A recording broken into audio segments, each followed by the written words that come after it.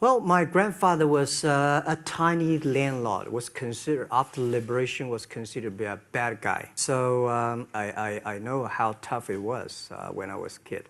I went to the Hangzhou Hotel, now called Hangzhou Shangri-La Hotel, because that was the hotel can receive the foreign visitors. So every morning for 9 years, I showed them around as a free guide. They taught me English. And I think that changed me. Today, I'm 100% made in China. I've never got a one-day train outside China. And when people talk to me, say, Jack, how can you speak English like that? Why sometimes you talk like an Western guys? I think that was the 9 years. These Western tourists opened my mind because everything they told me are so different from the things I learned from the schools and from my parents. So now I have a habit. Whatever I see, whatever I read, I use my mind. Think about it for 2 minutes. You tried to get into 3 colleges. I tried. There is an examination that young people, if you want to go to university, you have to take the examinations. So I failed 3 times. Right. But a lot of fail. I failed for funny things that I failed a key primary school test for 2 times. And I failed 3 times for the middle schools. You will never believe in Hangzhou, my city, there's only one middle school that lasts only 1 year. It was changed from primary school to middle school because our graduates of our school, no middle school accept us because we were too bad. Yeah. They would become a middle school. What effect did it have, though, being rejected? Well, I think we have to get used to it. We're not that good. Even today, we still have a lot of people reject us. When I graduate from universities, and before for 3 years, I tried to fill in the universities. So I applied jobs for 30 times, got rejected. I went for a police, they said, no, you're not good. I went to even the KFC. When KFC came to China, come to my city, 24 people went for the job. 23 people accepted. I was the only one guy. And we went for police. 5 people, 4 of them accepted. I was the only guy that I received it. So to me, being turned down, rejected. Oh, by the way, I told you that I applied for Harvard for 10 times, rejected. I know I'll be rejected. I just don't want to say that. Yeah, sorry now. 10 times you wrote them and said, I'd like to come to Harvard. Yeah, and then I told myself someday I should go teach there, maybe. I think that can be arranged. I went back to China with the Seattle dream of the internet. I believe this thing is going to change the world. I believe this thing will be big. But whether whether Jack Ma and his team can be successful, I don't know. I told the team somebody will be successful, but may not be us. We have to work very hard.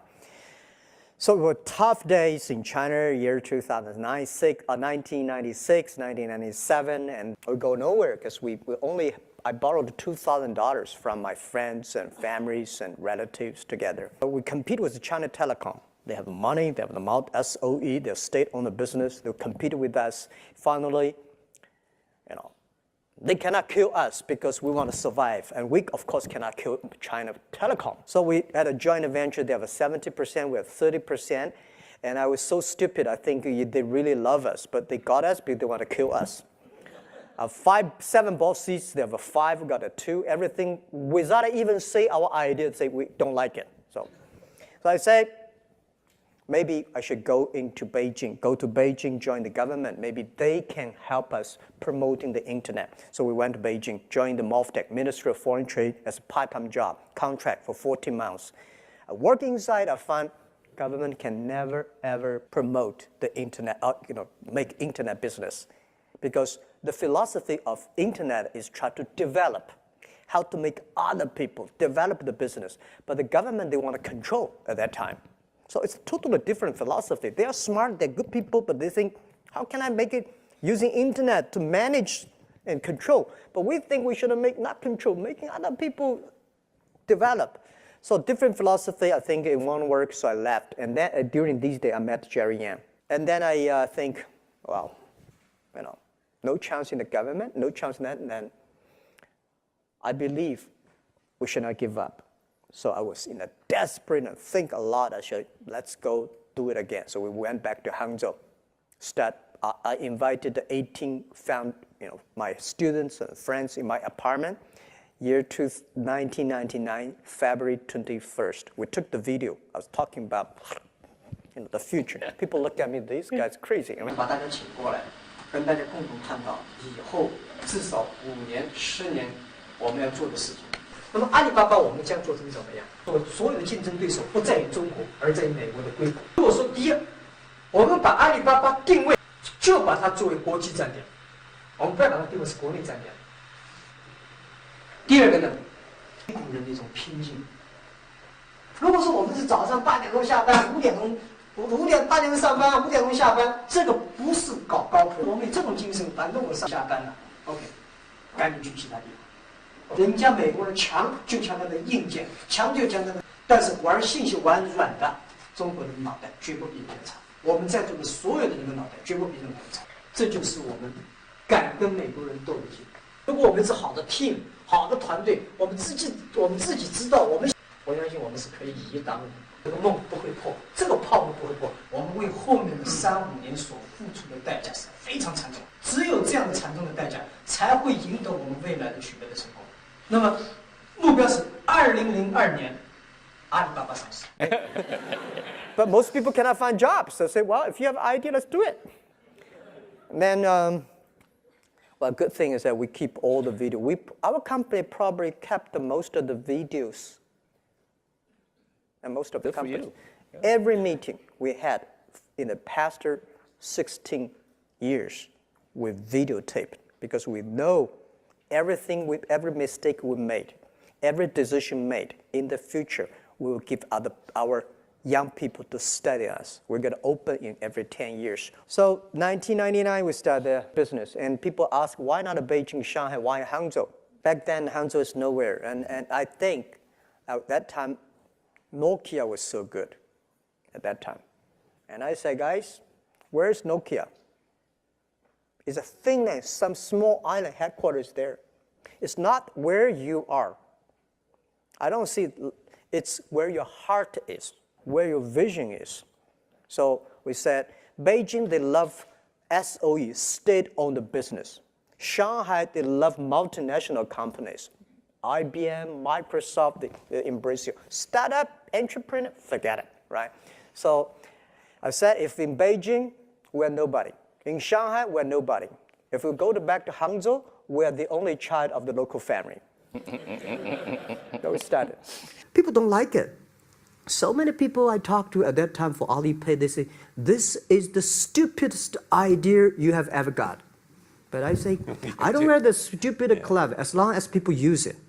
Now we have 800 million people using this Alipay. I'm very thankful for all the investors because 1999, year 2000, even at the Yahoo time, a lot of people say this Jack is crazy. He's doing something that we don't understand. A lot of venture capitalists give you money because there is such a American model already there. But they say Alibaba, we don't see this kind of model, right? They say Jack's crazy. Yeah, this is crazy guy. I mean, I remember my first time in Time magazine, they call me Crazy Jack. I think crazy is good. We are crazy, but we're not stupid. If everybody agree with me, if everybody believe our idea is good, we have no chance. You love Forrest Gump. I love Forrest Gump. But why do you like him? Simple, never give up. People thinking he's dumb, but he knows what he's doing. And I was very depressed the day, year 2002 or 3 in the States, when no, bit earlier than that. I was very depressed when I could not find out a way for the internet. And then I watched the movie in my friend's home, Forrest Gump. When I see him, I think, this is the guy we should learn from. Believe what you're doing, love it, whether people like it, don't like it, be simple. And like the word, life is like a box of chocolate. You never know what you can get, right? I never know I would be here talking to you and talking to Charlie Rose. I never know. But today I made it. I told my people in my apartment 15 years ago, guys, we have to work hard, not for ourselves. If we can be successful, 80% of the young people in China can be successful. We don't have a rich father, powerful uncle. We don't have $1 from bank, 1 cent from government. Just work as a team. So what do you worry about? I worry about it today. Young people, a lot of young people lose hope, lose vision, and start to complain. Because we also have the same period. Because when it's not a good feeling being rejected by so many people. We also depressed, but at least later we find that the world has a lot of opportunity. How you see the world, how you catch the opportunity.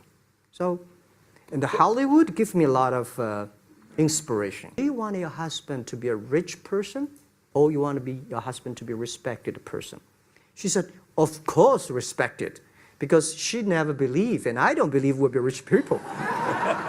We just want to survive.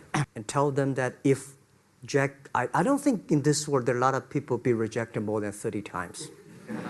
If we, the only thing we never give up, the only thing we're like a Forrest Gump, we keep on fight, we keep on change ourselves. We don't complain.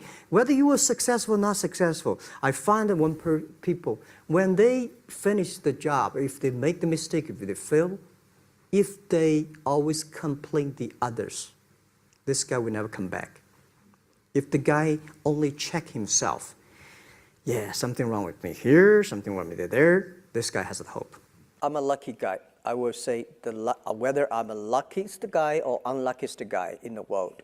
Unluckiest because I go nowhere. I don't have a privacy. I never thought I could be like that, and people say ugly looking, but I think I'm a unique looking person. Right? People but remember me. nobody will call you handsome. I know that. So You have a terrible view of judgment. So with my background, my family background, with my education background, I would be like -2 or -3 if this is 0. Honestly, because I know who I am from my father, my mother, and my aunts. Nobody in my family that is like a government officer, a business leader. That is why in the past 20 years, we never got even 1 cent from government, 1 cent from the China banks, because you don't have any guanxi. Right? So you just have to do from scratches. And with